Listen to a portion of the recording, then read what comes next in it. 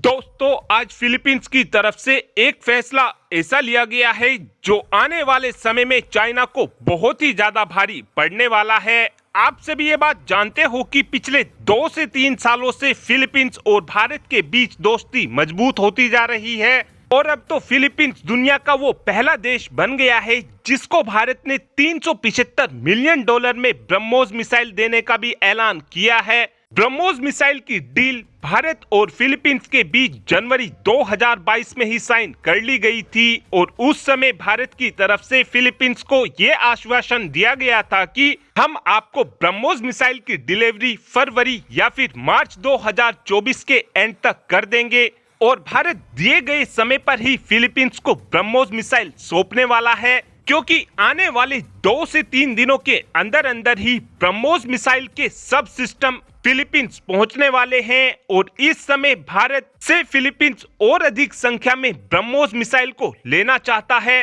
क्योंकि इस समय फिलीपींस की तरफ से जो हथियार खरीदे जा रहे हैं वो चाइना को ध्यान में रखते हुए खरीदे जा रहे हैं, क्योंकि चाइना लगातार ही फिलीपींस को परेशान करता रहता है और इस समय दुनिया में भारत ही वो देश है जो अपने हथियारों को स्पेशली चाइना को ध्यान में रखते हुए बनाता है। इस समय भारत का मुकाबला चिंदी पाकिस्तान के साथ नहीं है, इस समय हमारा मुकाबला केवल चाइना के साथ है। चाइना की नौसेना लगातार ही फिलीपींस की नौसेना को परेशान करती रहती है, क्योंकि कई बार तो चाइना अपनी नौसेना के जरिए फिलीपींस के स्पेशल इकोनॉमिक जोन तक में घुस जाता है। इस समय चाइना की नौसेना की तादाद बहुत ही ज्यादा है और इस समय चाइना की नौसेना को टैकल करने के लिए फिलीपींस के पास कोई हथियार मौजूद नहीं है जिसके जरिए फिलीपींस चाइना की नौसेना को टक्कर दे सके। हालांकि ब्रह्मोस मिसाइल के मिल जाने के बाद फिलीपींस आसानी से चाइना के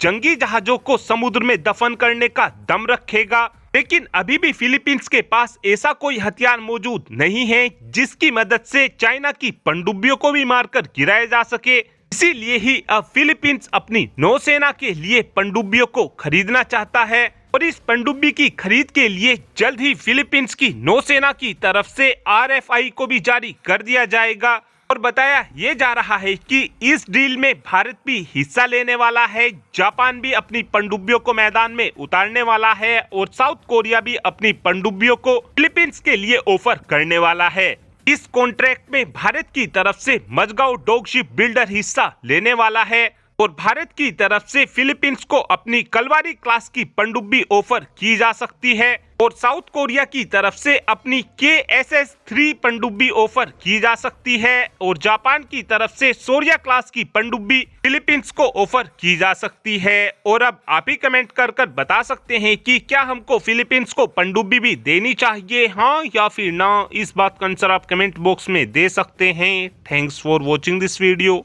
हैव अ गुड डे।